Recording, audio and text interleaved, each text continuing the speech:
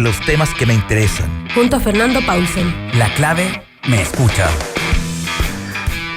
¿Cómo están? Bienvenidos a Combinación Clave. Estamos ya en con nuestro primer entrevistado de esta mañana. Él es el vicepresidente del Colegio Médico, Patricio Meza. Patricio, ¿cómo está usted? Muy buenos días, Fernando. Muy bien. ¿Usted cómo está? Bien, gracias. Y quisiera, si es que me puede contar y nos puede contar a todos, cuál es su visión de lo que se viene. Estamos llegando ya a lo que por lo menos varios coinciden en que sería el pic, el momento más álgido de la enfermedad, y quisiera ver cuál es la visión que tienen en el Colegio Médico, lo que le han comunicado al gobierno en la mesa social y cuáles son de alguna manera los obstáculos que se ven, que se vienen encima, por favor. Bueno, nosotros creemos que aún en el peor escenario no hemos llegado a él, las proyecciones que tenemos, y eso depende de las medidas que se puedan seguir implementando a partir de hoy. El peor escenario en términos del número de contagiados y probablemente el número de fallecidos esté dentro de las próximas 2 o 3 semanas.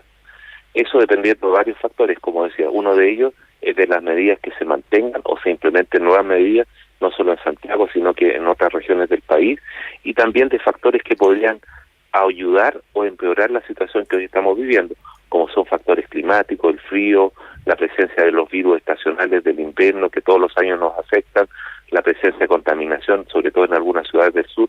Son varios de los elementos que podrían modificar cuándo va a llegar la peor situación en términos de número de contagiados y número de fallecidos. Pero independientemente de hacer una estimación de cuándo podría ser, lo importante es tomar las medidas más estrictas. Hoy ya estamos en una situación muy crítica en la ciudad de Santiago, donde tenemos un colapso en casi el 100% de los hospitales y centros privados de atención de nuestra capital. Por lo tanto, debemos tomar las medidas más estrictas para hoy ya seguir disminuyendo o tratando de evitar el mayor número de contagios posible. Eso es fundamental y por lo tanto es muy importante las medidas que hoy va a anunciar el presidente de la República a través del ministro de Salud, para ver cuáles son las medidas destinadas justamente a disminuir el número de contagios y disminuir la transmisión comunitaria del virus. Eso es fundamental, puesto que hoy no hemos ganado nada todavía, al contrario, vamos perdiendo, y por lo tanto las medidas deben ser lo más estrictas posible.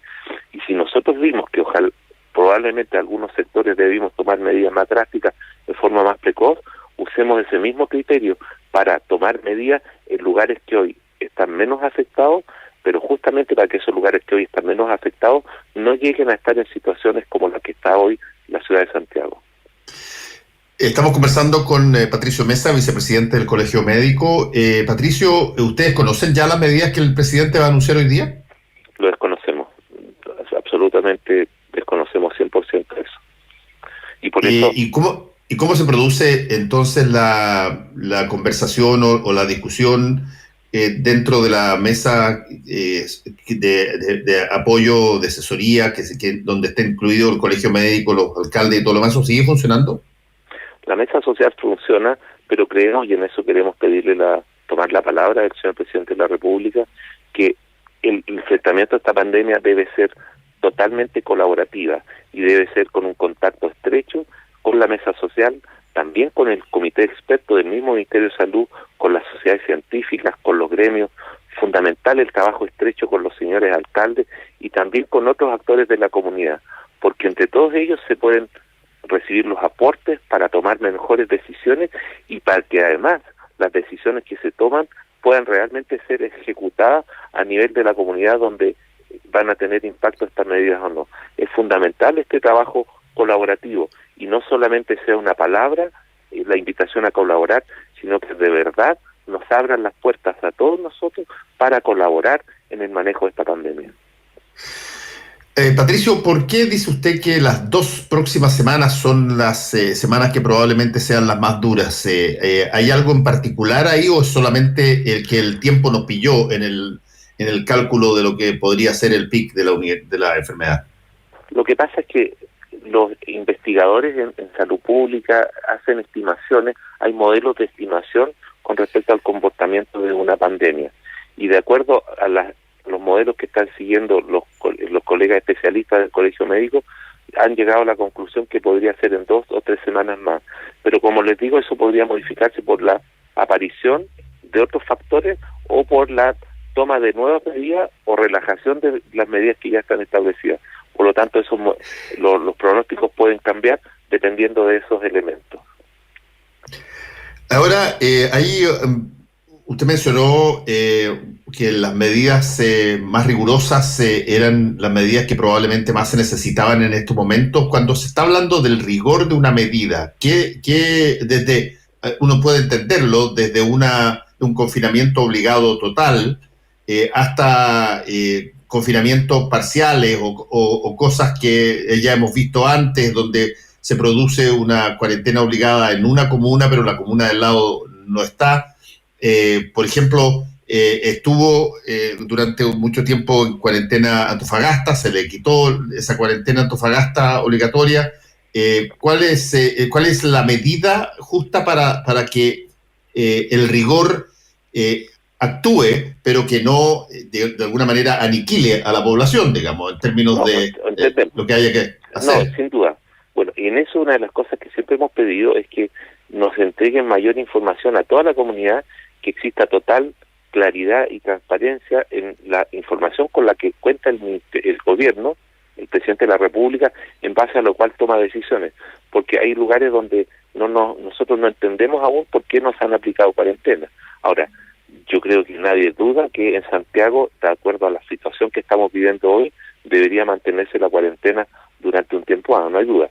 Pero cuando también hablamos del rigor, es que no basta con declarar cuarentena para Santiago, sino que tenemos que tomar las medidas para que la cuarentena tenga efecto y se cumpla la cuarentena. Todos los periodistas con los que hemos hablado, la misma comunidad, se da cuenta que el cumplimiento de la cuarentena es totalmente parcial en Santiago. Hay barrios donde vemos comercio ambulante, donde vemos gente que participa en fiestas clandestinas, carreras clandestinas. O sea, anda una cantidad altísima de personas en la calle que no deberían dar, porque está haciendo cosas que son totalmente electivas y que se podrían postergar para un tiempo más. Y en ese sentido, por ejemplo, también tenemos la posibilidad cualquier persona de tomar horas médicas o tener horas médicas en los hospitales o en centros privados, y la gente se dio cuenta que eso es una estrategia para pedir horas, para tener 12 horas, para poder andar libremente en la calle y después no ir a la consulta médica correspondiente. Por lo tanto, una de las cosas, por ejemplo, que sugerimos, que las personas que tomen horas médicas después tengan que demostrar que fueron a esa hora médica.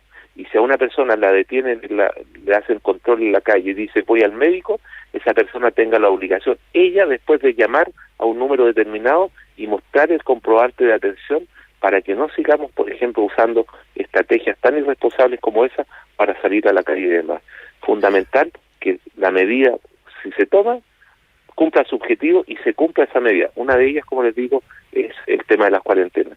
Y lo otro también, que es importante, las estrategias para que las personas, sobre todo las más vulnerables y en las que tienen mayores factores de riesgo de hacinamiento, pobreza, que tienen que muchas veces se ven en la obligación de tener que salir a trabajar para poder comer, ver también cómo desde la atención primaria, desde las municipalidades, le damos el apoyo necesario para que las personas pobres también puedan cumplir adecuadamente con el aislamiento para proteger su salud, la de sus familias y la de su comunidad.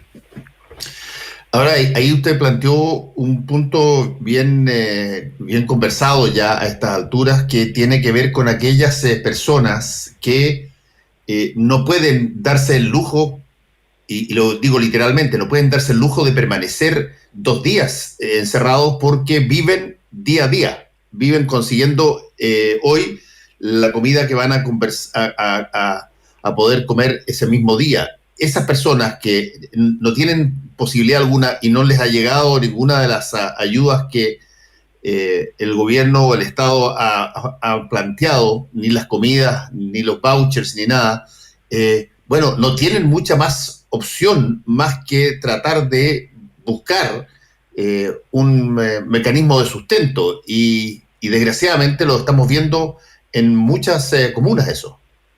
Eso, bueno, ese es un punto importante, y por eso nosotros hablamos de que a nivel de atención primaria y en esto el trabajo de los alcaldes, con el apoyo sin duda del gobierno, va dirigido en ese sentido de que le brindemos a las personas más vulnerables, con menos recursos, a que no tengan la necesidad de tener que salir a la calle, poniendo en riesgo su salud y la de los demás, por tener el sustento de cada día. Por lo tanto, es fundamental que la llegada y el apoyo para que esas personas se queden en su casa llegue ya.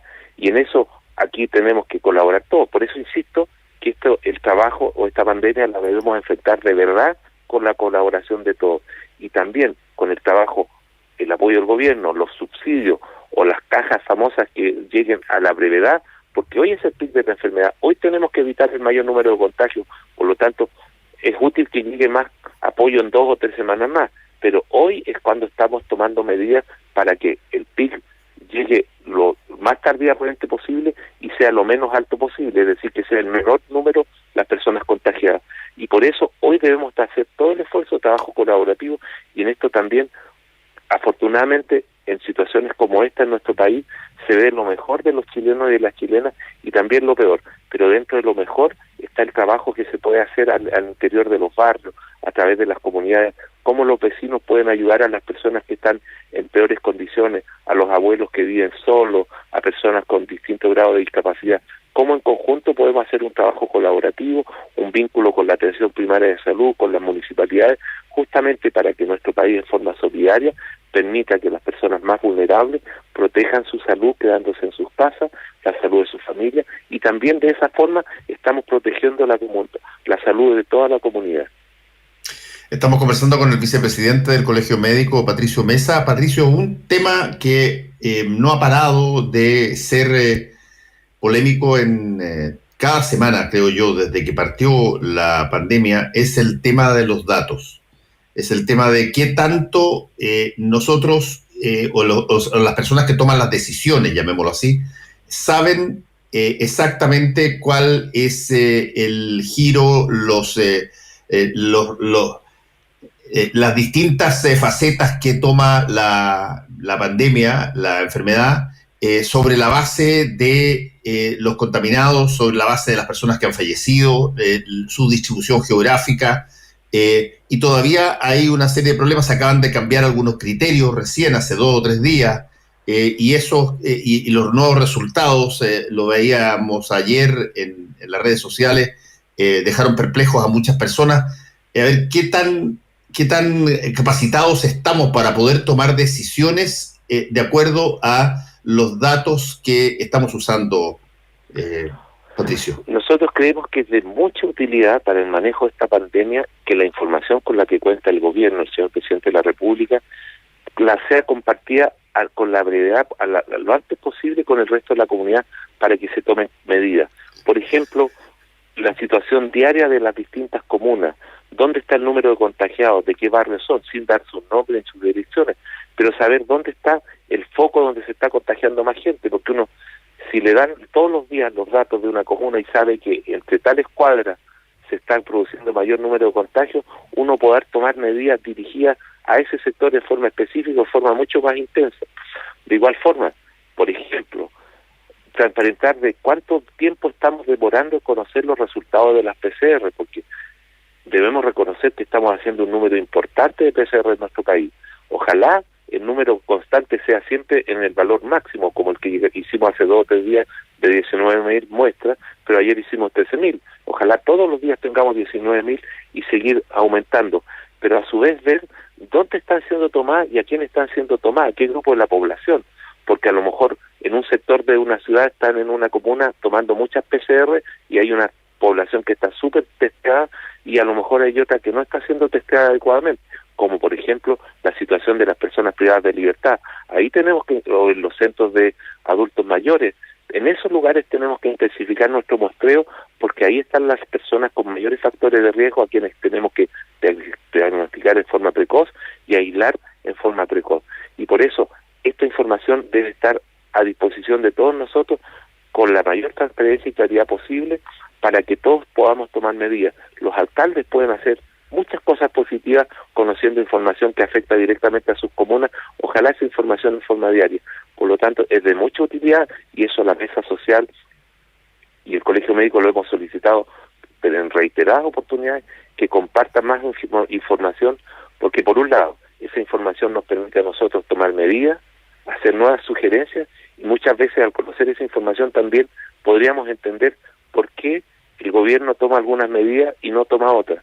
Por lo tanto, esa es fundamental, conocer con claridad esa información.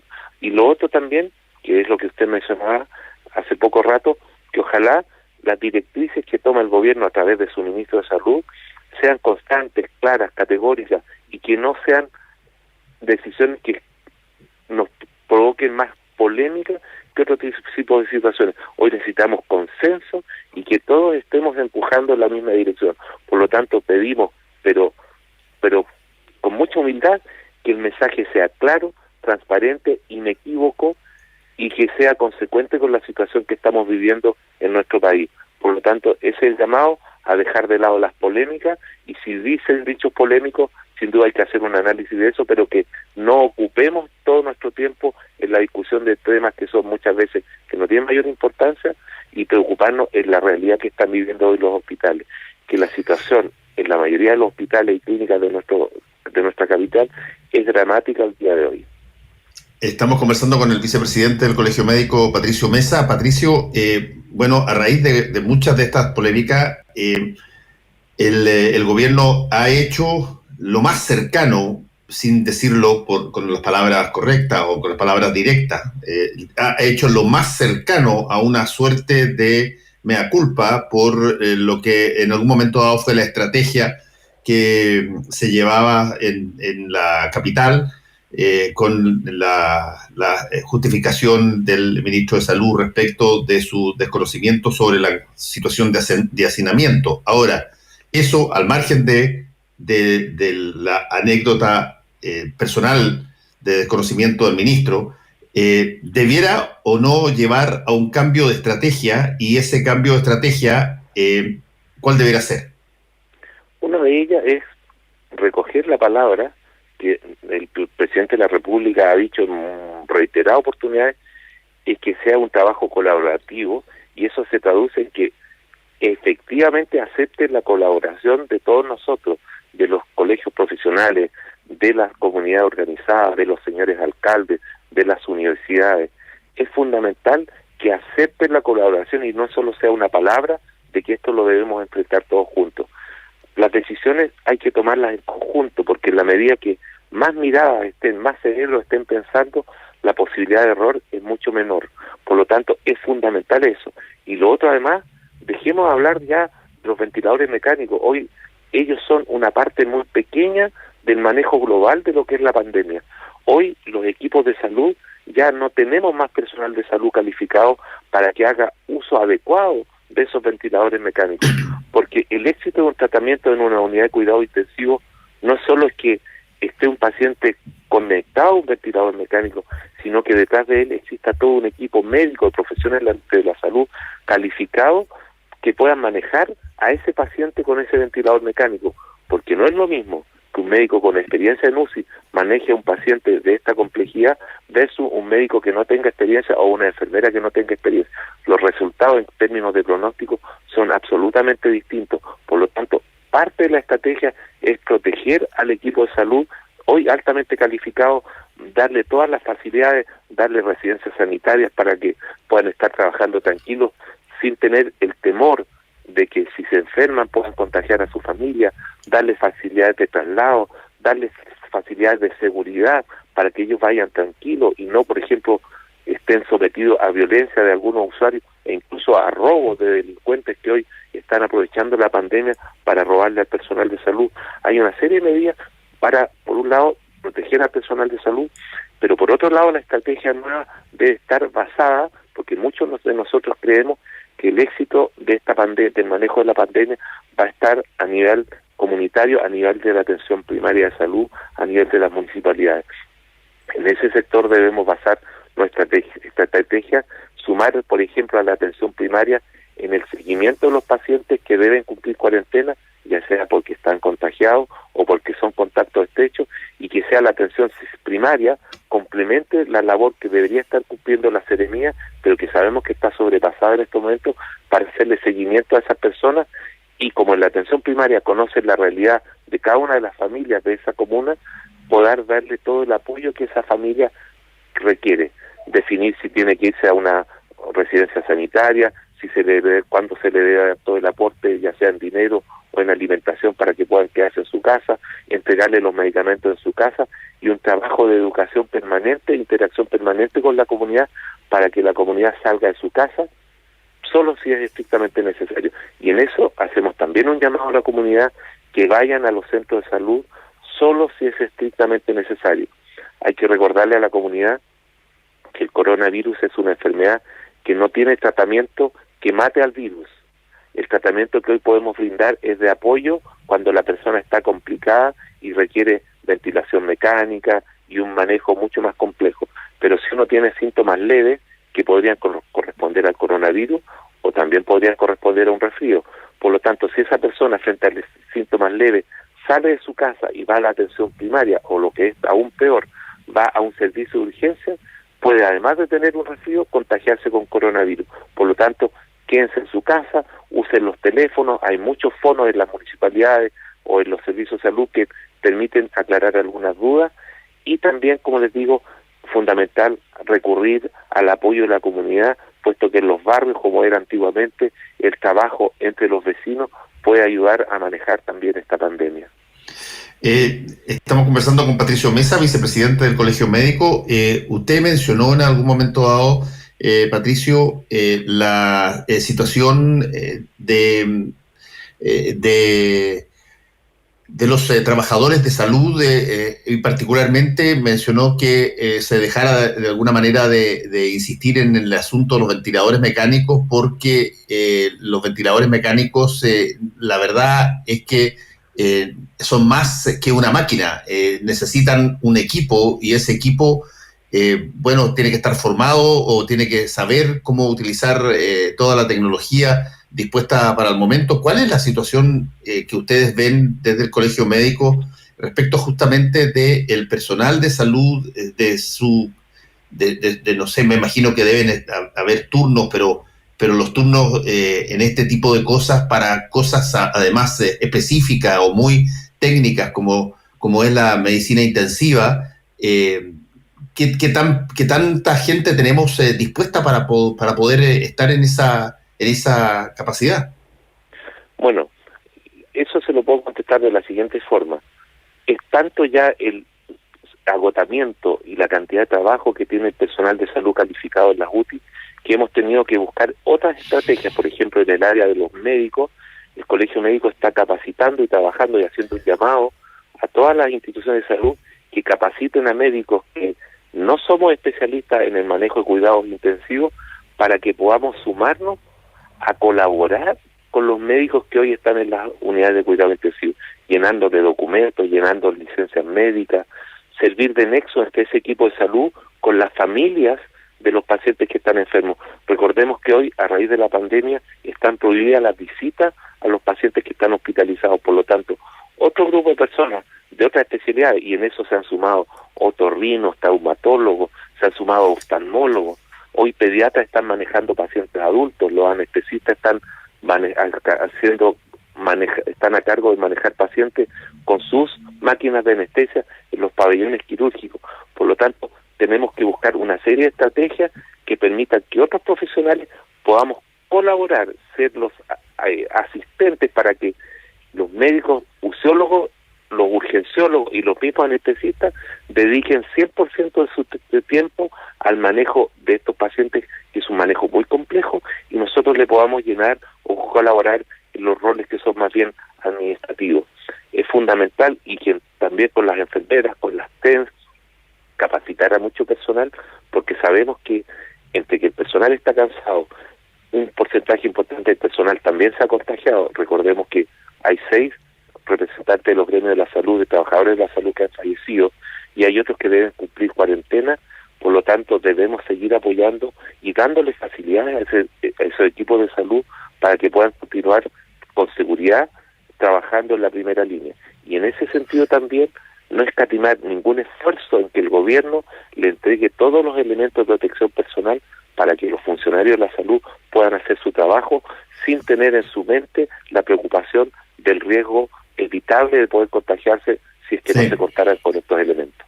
Ahora, cuando uno habla del personal médico en el enfrentamiento de esta pandemia, Patricio, de pronto alguien puede tener la idea de que ese personal médico está uniformemente distribuido a lo largo de Chile y por lo tanto estamos hablando de una realidad que es exactamente igual en Santiago que en Chillán o igual con Barbalá que en otra parte del país. Y la verdad es que por lo menos, salvo que haya pasado un milagro extraordinario en estos últimos meses, la disposición de personas súper especializadas y particularmente intensivistas y todo lo demás, es algo que está concentrado en los hospitales de grandes ciudades y no en el mundo rural ni en las regiones muy apartadas. ¿Cómo es esa situación hoy día respecto a los contagiados? Sí. Bueno, eso es una realidad y por lo tanto,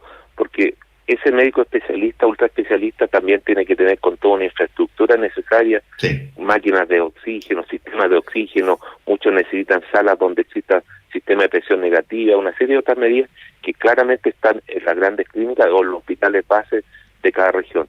Pero lo importante es que en cada lugar, en cada región, en cada comuna, posta rural, exista personal calificado para hacer la pega que corresponde de acuerdo al nivel de complejidad de esos lugares. Y que en esto es fundamental el trabajo en red, de tal modo que el colega de una comuna rural pequeñita sepa cuándo poder diagnosticar a este paciente, cuándo ese paciente requiere ser trasladado y tomar el teléfono y coordinarse con el colega de un centro de mayor complejidad para trasladarlo en el momento adecuado. Y, por ejemplo, no veamos situaciones donde en un servicio de urgencia esté un paciente dentro de una ambulancia 12 horas esperando ser atendido porque no hay posibilidad de ser hospitalizado. En eso el trabajo en red es fundamental, poder complementarlo. Pero cada uno de nosotros, de acuerdo a su nivel de experiencia y conocimiento, puede jugar un rol súper importante dentro de todo lo que es el trayecto o dentro de la cadena asistencial para el manejo de estos pacientes. Sí, hay también un punto que quizás es interesante de tocar. ¿Cuándo médicamente se determina que, por ejemplo, algo está colapsado? Algo ya requiere una situación que no abarca los medios que se tienen, sino que hay que empezar a producir todo tipo de movimientos, traslados, ir a buscar. El sistema está centralizado hoy día y por lo tanto eso teóricamente facilitaría un poco más la distribución de las personas que eventualmente necesitan atención. Esto, bueno, en términos prácticos, es cuando la cantidad, la oferta sanitaria que uno puede dar y la oportunidad con la cual puede dar esa oferta sanitaria es superada por la cantidad de personas que están solicitando esa respuesta sanitaria. Y en la práctica, en Santiago ya lo estamos. El promedio de índice ocupacional de la cama UCI en Santiago, el promedio es de un 97%, pero hay muchos hospitales que ya están en un 100%. ¿Y eso en qué se traduce? Que hoy, si llega un paciente grave a consultar un servicio de urgencia, las posibilidades de que lo puedan atender en forma inmediata son bajas en unos hospitales o en algunas clínicas más que en otras. Y lo otro, una vez que es atendido y le indican ventilador mecánico, la posibilidad de que ese paciente pueda ser justamente conectado a un ventilador mecánico o ingresado a una unidad de cuidado intensivo tampoco es inmediata. Puede demorar minutos, horas e incluso más de un día. Por lo tanto, ahí uno habla de que ya hay un colapso. Y eso también, por ejemplo, se traduce que en Santiago, o sea, en Chile, perdón, hoy de los 1.200 o un poco más de pacientes que están hospitalizados y que están muchos de ellos con ventilación mecánica, más de 200 de ellos, este tratamiento de ventilación mecánica no se está realizando al interior de unidades de pacientes críticos, sino que se está realizando directamente en las unidades, en las salas de urgencia de los hospitales y clínicas, o se está manejando pacientes adultos en unidades de manejo normalmente para niños pediátricos, o se están manejando con máquinas de anestesia al interior de los pabellones quirúrgicos y en las salas de recuperación. Eso traduce de alguna forma que el sistema ya está totalmente tensionado y la capacidad de respuesta hoy es cada vez más limitada, y que esta capacidad de respuesta, por eso insistí en el tema de los ventiladores, que son un elemento importante, pero el éxito de esta campaña no se basa en contar con un ventilador más o un ventilador menos, sino que se basa en contar con un equipo integrado por personal de salud capacitado, con un espacio físico adecuado donde poder instalar ese ventilador mecánico para que en conjunto se pueda hacer el mejor tratamiento que tenga mejor tasa de éxito para manejar pacientes que ya están gravemente afectados por el coronavirus. Patricio Mesa, vicepresidente del Colegio Médico, muchas gracias por este contacto con Combinación Clave, que le vaya muy bien. Fernando, quería tomarme la atribución, por favor, y rechazar. Ayer salió una columna de un personaje en el diario La Tercera en contra de nuestra presidenta, usando términos realmente... Ricardo Escobar, ex director del Servicio de Impuestos Internos. Sí. Eso es inaceptable. Nosotros creemos que debemos reaccionar, porque eso en los tiempos que hoy vivimos es totalmente inaceptable, y además esperamos que eso ojalá sea solamente un descriterio de esta persona y no sea algo que está traduciendo una actitud de un grupo de personas mayores que está en contra de la presidenta del Colegio Médico, que está tomando un liderazgo espontáneo a raíz del rol que está jugando ella en representación del Colegio Médico en el manejo de la pandemia. Y también queremos preguntarle al editor del diario que publicó, el diario La Tercera, que publicó esta columna, que se haga responsable, porque una cosa es la libertad de expresión y otra cosa es el libertinaje, o cuando uno usa estas herramientas como tiene acceso a una columna de opinión, hace mal uso de ella, vulnerando los derechos de otras personas. Nosotros como Colegio Médico lo rechazamos en forma categórica y ojalá este tipo de situaciones no pasen inadvertidas para el diario que hizo esto, ni para el Colegio Periodista, ni para la comunidad en general. Muchas gracias, Fernando, y ojalá que entre todos podamos enfrentar de mejor forma esta pandemia. Hasta luego, Patricio, gracias. A los medios lo único que les interesa es